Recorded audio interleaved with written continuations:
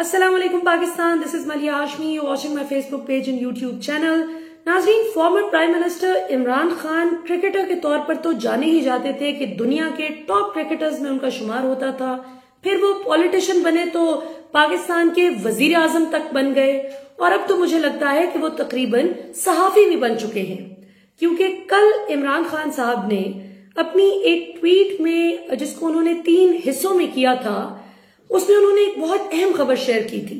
जो आज 100% दुरुस्त साबित हो गई है।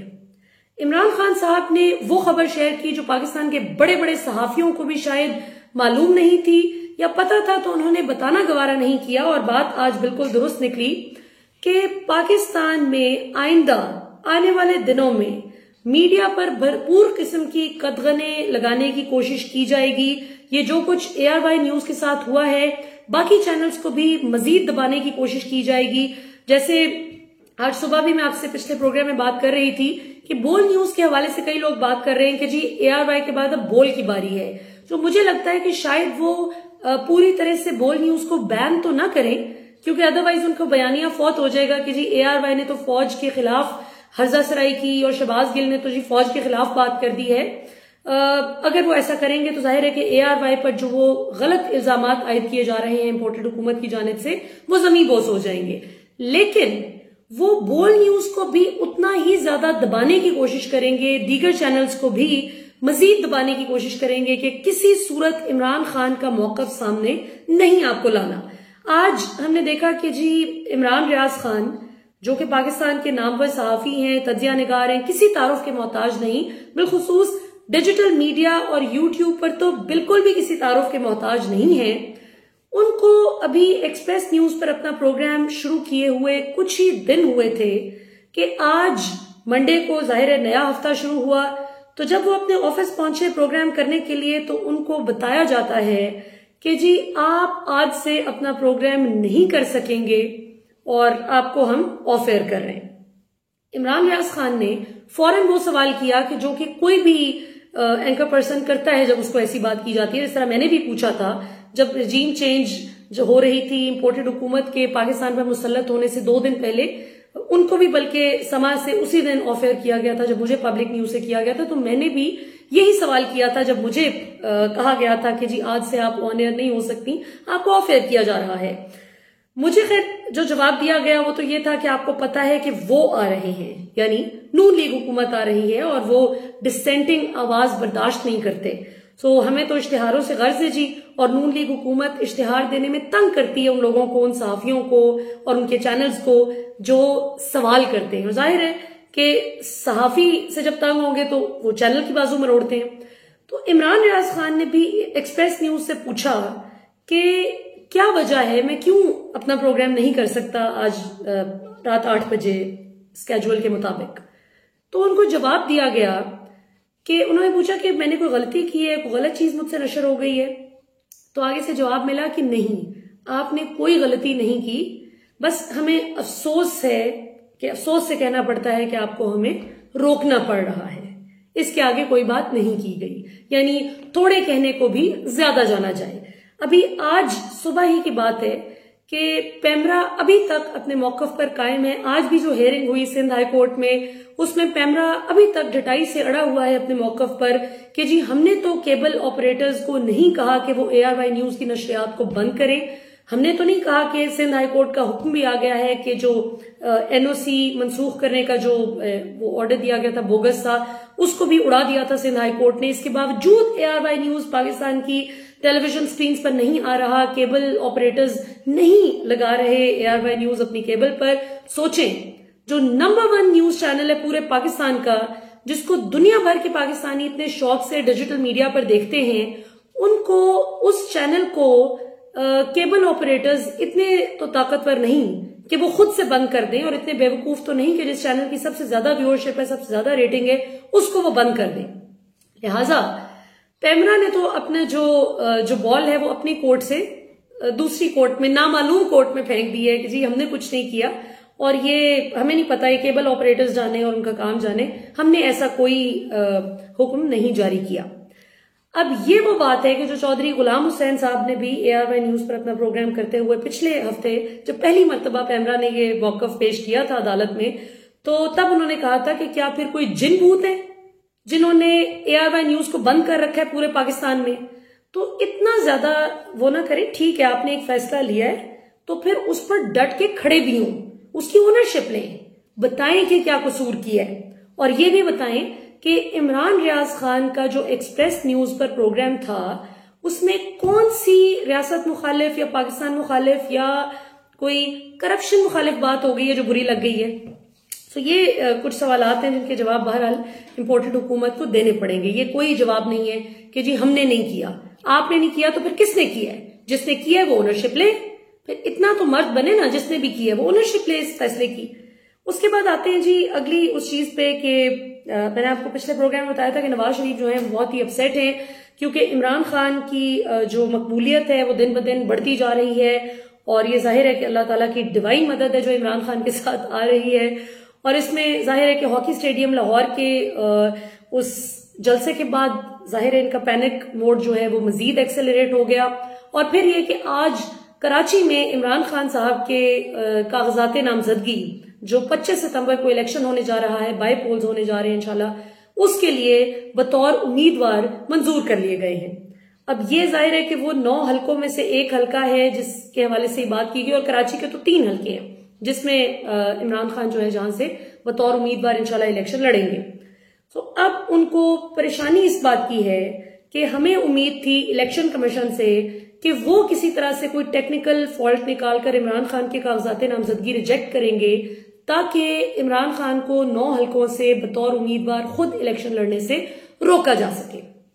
अब इसमें जाहिर है कि उनको बहुत बड़ी हिंड्रेंस ये आएगी जो उन्हें नजर आ रही है PDM को कि अगर एक हलके से कराची से इमरान खान के कागजात नामजदगी एक्सेप्ट हो गए हैं तो लाजमी बात है कि बाकी के 8 हलकों में भी इमरान खान के कागजात नामजदगी एक्सेप्ट होने में कोई मसला नहीं होगा अगर अल्लाह ने चाहा।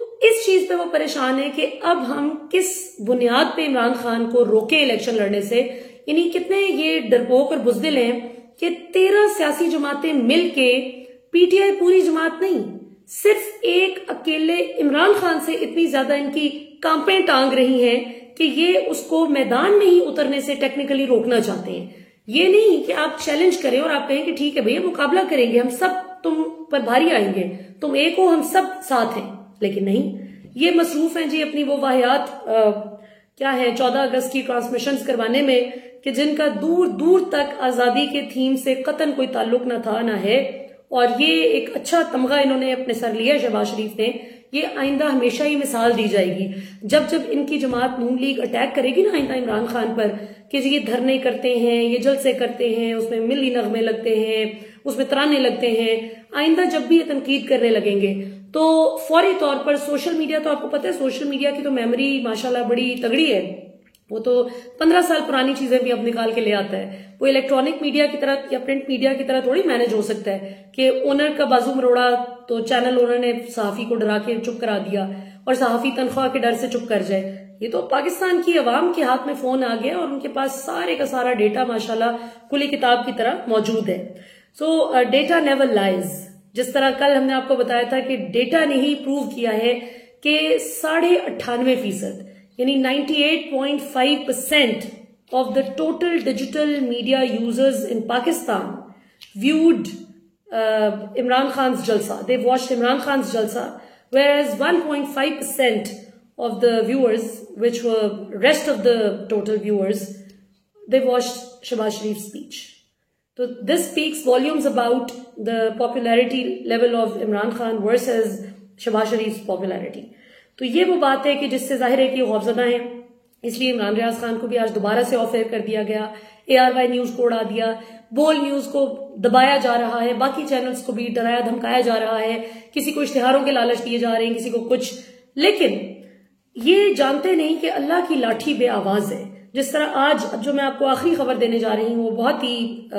खुशाइंद है और पाकिस्तान में रूल ऑफ लॉ के क़याम के लिए इंतहाई मैं समझती हूँ कि ऐसे स्टेप्स लेना बहुत जरूरी है। आपको याद होगा आबिद जट नामी एक सब इंस्पेक्टर था जिसने 25 मई को डराया धमकाया था खवातीन को जो प्रोटेस्ट करने जा रही थी इमरान खान के उसमें इस्लामाबाद वाले प्रोटेस्ट में शिरकत करने के लिए, और शहर शहर गांव गांव खवातीन को, बच्चों को, बुजुर्गों को, नौजवानों को हिरासा किया गया। ये वही बदकिस्मत दिन है कि जिस दिन दरियाए रावी में एक नौजवान पीटीआई सपोर्टर को फेंक दिया गया और जाहिर है कि उसकी जान चली गई। इसी तरह कई और लोग, कोई शहीद हुए, कोई जख्मी हुए बुरी तरह से, लेकिन इनको कोई शर्म नहीं आई। तो आबिद जट जो सब इंस्पेक्टर था, उसने एक खातून पर, बल्कि कुछ खवातीन थी 2-3, उन पर पिस्तौल तान कर उनको डराने की कोशिश की थी कि मैं आप पर सीधा फायर कर दूंगा। और जाहिर है कि अवाम को इनका पिछला तजुर्बा है, मॉडल टाउन मैसेकर इसी तरह हुआ था। इन्होंने पिस्तौलें तानी और राणा सनाउल्लाह के हुक्म पे इन्होंने